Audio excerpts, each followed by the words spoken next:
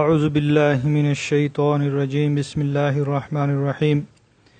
সুপ্রিয় সুধী মণ্ডলী, আসসালামু আলাইকুম ওয়া রাহমাতুল্লাহি ওয়া বারাকাতুহু। আজকে আমি আপনাদেরকে ঘুমানোর আগে 17টি সুন্নত আমল সম্পর্কে উপস্থাপন করার চেষ্টা করব। আশা করি আপনারা সবাই ভালো আছেন। ভালো থাকি কিংবা না থাকি, আল্লাহর নির্দেশ এবং নবী করিম সাল্লাল্লাহু তাআলা আলাইহি ওয়াসাল্লামের সুন্নত মেনে চললে দুনিয়া আখেরাত উভয় জাহানের কামিয়াব নসিব হবে। আমি আপনাদেরকে নবী করিম সাল্লাল্লাহু আলাইহি ওয়াসাল্লামের সুন্নত, যেগুলো ঘুমানোর আগে যে সমস্ত আমল পেয়ারা নবী করিম সাল্লাল্লাহু আলাইহি ওয়াসাল্লাম আদায় করতেন, তা থেকে আপনাদের সামনে উপস্থাপন করব। এক নাম্বার হলো যে এশার নামাজের পর যথাসম্ভব তাড়াতাড়ি ঘুমাতে চেষ্টা করা, যাতে তাহাজ্জুদের জন্য উঠা সহজ হয়।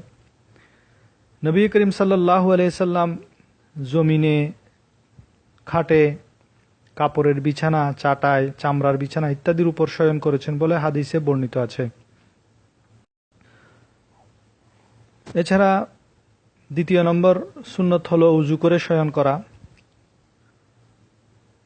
তৃতীয় নম্বর সুন্নত হলো শোয়ার পূর্বে বিছানা ভালোভাবে ঝেড়ে নেওয়া এবং শয়নের পূর্বে পরিহিত কাপড় পরিবর্তন করে ঘুমের কাপড় পরিধান করা।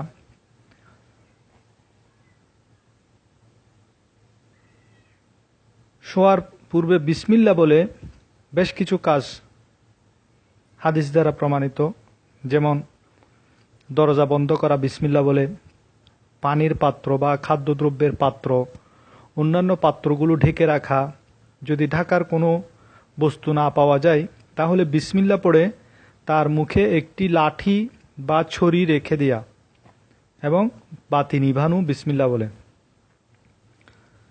ষষ্ঠ নম্বর সুন্নত হলো ঘুমানোর পূর্বে উভয় চোখে 3 বার করে সুরমা লাগানো।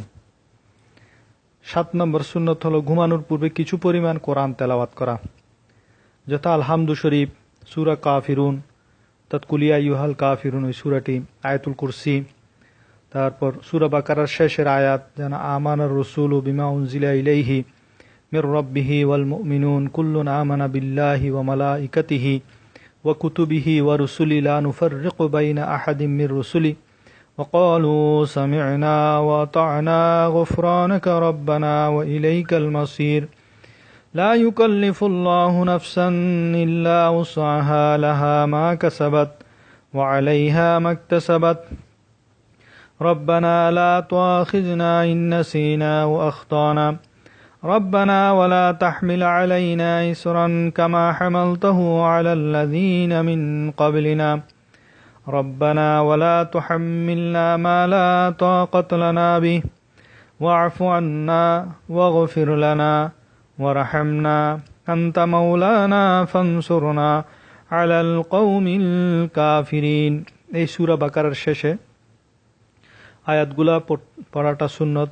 তারপর সূরা মুলুক, তারপর ইফলা মিম সিজদা, এই সমস্ত সূরা এবং আয়াতসমূহ তেলাওয়াত করা।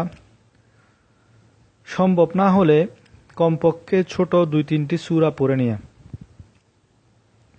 ঘুমানোর আগের আরেকটি সুন্নত হলো কয়েকবার দুরূদ শরীফ পাঠ করা এবং তাসবিহে ফাতিমি, অর্থাৎ তাসবিহে ফাতিমি হলো 33 বার সুবহানাল্লাহ, 33 বার আলহামদুলিল্লাহ এবং 34 বার আল্লাহু আকবার পড়া। আরেকটি সুন্নত হলো সূরা ইখলাস, সূরা ফালাক, সূরা নাস, প্রত্যেকটি সূরা 3 বার করে পড়ে হাতে ফুঁক দিতে হবে, দম দিতে হবে এবং ওই হাত দ্বারা মাথা থেকে পা পর্যন্ত সারা শরীরে মাসে করতে হবে। এরূপ 3 বার করা, এটাও হাদিস শরীফের মাধ্যমে নবী করিম সাল্লাল্লাহু আলাইহি ওয়াসাল্লামের আমল প্রমাণিত। এরূপ আরেকটি সুন্নত আমল হলো ঘুমানোর সময় ডান কাতে কিবলামুখী হয়ে শোয়া। উপর হয়ে শয়ন করতে নবী করিম সাল্লাল্লাহু আলাইহি ওয়াসাল্লাম নিষেধ করেছেন, কারণ এভাবে শয়ন করাকে আল্লাহ তাআলা পছন্দ করেন না। এবার আসুন আরেকটি সুন্নতের কথা জেনে নিই, সেটা হলো ঘুমানোর পূর্বে 3 বার ইস্তেগফার পড়া। আস্তাগফিরুল্লাহাল্লাযী লা ইলাহা ইল্লা হুয়াল হাইয়ুল কাইয়্যুম ওয়া আতুবু ইলাইহি। আস্তাগফিরুল্লাহাল্লাযী লা ইলাহা ইল্লা হুয়াল হাইয়ুল কাইয়্যুম ওয়া আতুবু ইলাইহি। তারপর ঘুমের দোয়া যেটা মশহুর, আল্লাহুম্মা বিইসমিকা আমুতু ওয়া আহইয়া। এবং শয়ন করার পর যদি ভয়ে ঘুম না আসে তাহলে এই দোয়াটি পড়তে পারেন, আউযু বিকালিমাতিল্লাহি তাম্মা মিন গাদাবিহি ওয়া আকাবিহি ওয়া শাররি ইবাদিহি ওয়া মিন হামাযাতিশ শায়াতিন ওয়া আন ইয়াহদুরুন। এই দোয়াটি পড়তে পারেন। আর স্বপ্নে ভয়ঙ্কর কিছু দেখলে, যদি ভয় পেয়ে যান স্বপ্ন দেখে, তাহলে চোখ খুলে গেলে 3 বার আউযু বিল্লাহি মিনাশ শাইতানির রাজিম পড়ে বাম দিকে থু থু থু, এভাবে বাম দিকে 3 বার থু থু করতে হবে। থুতু ফেলবেন না, থুতু করবেন এবং পার্শ্ব পরিবর্তন করে শোয়া, তাতে ক্ষতির আর কোনো আশঙ্কা থাকে না। এবং এরপরে এই দোয়াটি পড়বেন, আল্লাহুম্মা ইন্নী আউযু বিকা মিন শাররি হাযিহির রুইয়া, আল্লাহুম্মা ইন্নী আউযু বিকা মিন শাররি হাযিহির রুইয়া। তেমনিভাবে দুপুরে খাবার পরে কিছুক্ষণ কাইলুলা করাটাও সুন্নত। কাইলুলা হলো ঘুম আসুক না আসুক কিছুক্ষণ বিশ্রাম নিয়ে শুয়ে থাকা, এটা আমাদের নবীর সুন্নত করিমা। এবং কেউ যদি রাতে নাপাক অবস্থায় নাপাক হয়ে গেছে, ঘুম ভেঙে গেছে, তাহলে উচিত হলো তার যে স্থানটি নাপাক এর স্থানটি ধৌত করে তারপর পুনরায় শোয়া। এবং সর্বশেষ যেটি সুন্নত সেটি হলো সাধারণত সতর খোলা অবস্থায় না শোয়া। পুরুষের নাভি থেকে টাকনু পর্যন্ত এবং নারীদের সমস্ত শরীর বস্ত্র দ্বারা আবৃত করা। আসুন আমরা সুন্নত আদায়ের চেষ্টা করি। ভালো থাকবেন। আসসালামু আলাইকুম।